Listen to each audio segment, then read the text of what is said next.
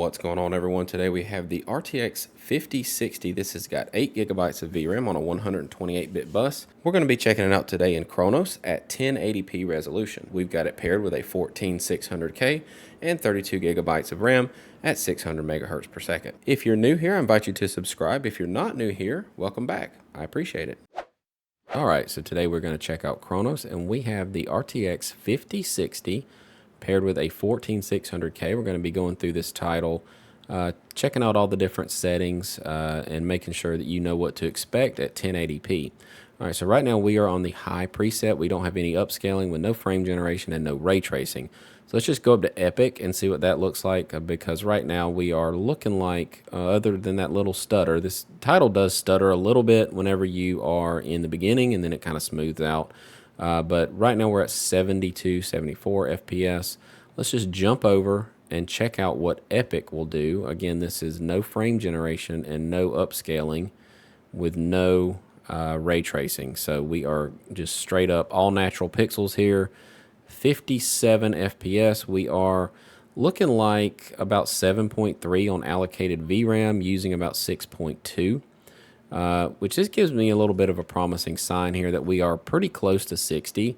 So if we do utilize some upscaling, we're going to get a little bit of a break on our VRAM, as well as of course, increase our performance, our FPS there. So let's just do that. Let's go up to maybe a quality preset and see if that gives us what we're looking for. All right, so here we go. We're just going to switch it over to DLSS quality. We're going to go ahead and hit accept there and then come back. So we are at 94, 93 FPS. And we got a little break on our VRAM there, which told me we weren't spilling over, which is a good thing to see. 85 FPS here should give us enough of a performance headroom on our VRAM to enable some frame generation without any ray tracing. We should be okay. All right, so I'm going to do that now and just kind of see what it looks like with ray tracing turned on. So no frame gen right now. We're just going to kick on some ray tracing and leave that on quality DLSS. Now we're probably going to have to go a little bit harder on the DLSS. Actually, no, we're not. So 64 FPS here. That's quite nice. That's very surprising. So full ray tracing on quality DLSS. So let's just jump over here and go through the settings. So 1080p, ray tracing is on, frame generation is off. DLSS is set to quality, and our preset is on Epic. Now, we could come in here and do some frame generation if we want to get that a little bit higher. I'm going to actually enable my frame view real quick, and I'll be right back. All right, now we have our frame view enabled, and that gives us about a 68, 70 millisecond on our latency. So we need to probably get this FPS up just a hair to get our PCL to come back down a little bit, especially on a mouse and keyboard. Although this is not a game where latency is really that big of a deal. I'm going to check out balanced and see what that does. So that gives us a 62, 60, 59 millisecond PCL on our latency there. And we're still pretty good on our VRAM. We are, hitting the ceiling on it, but we're not spilling over, which is nice to see. That VRAM S has not moved. It's pretty locked at 456.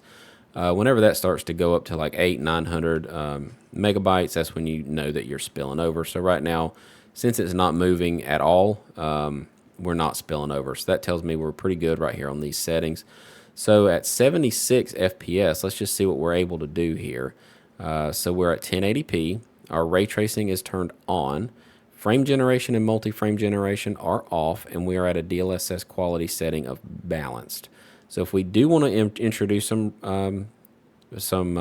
frame generation, we probably have to go a little bit harder on our DLSS just to free up some of that VRAM so that we can then in turn around and do our frame generation.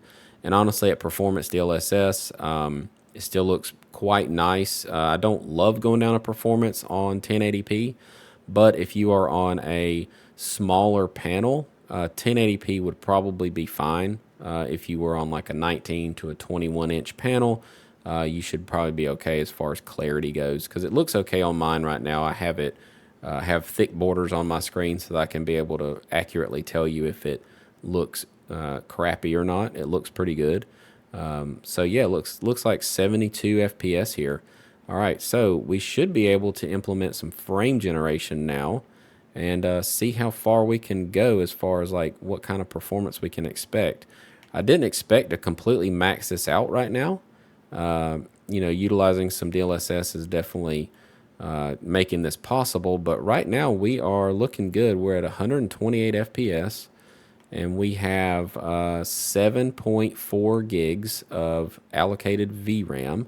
So by going down to that performance, it gave us enough VRAM to then turn around and use some of it to do some frame generation. Now, I'm curious if you leave the frame generation on and then come back up to balanced, just to give it that little edge of clarity. Of course, your FPS is going to go down a little bit, but it doesn't seem to cause any sort of spill because we're right there at that 458. It's been 458 pretty much this whole time. So that tells me that your processor is doing enough on the card itself to give you high enough frames to where you're not really having to go harder and harder and harder and start eating up more and more of that VRAM. So that tells me that, okay, so a little bit of spill there. As I say that, you know, of course, it moves. So we are experiencing a tiny bit of spill because that VRAM S shouldn't be moving at all, but it is moving a little bit. That tells me that it's, you know, throwing stuff in there that it needs to throw into the system RAM and then pulling it right back out without too much issues. All right, there are too many issues. So our PCL is a 37.7. All right, so let's see what we can do with some multi-frame generation. If we come down here, turn on multi-frame generation, and let's, since we're spilling over, let's go back to performance. So multi-frame generation, performance DLSS, epic settings at 1080p, 170 FPS. Now you are spilling over. That's just, you know, the nature of an 8 gig card, even at 1080p.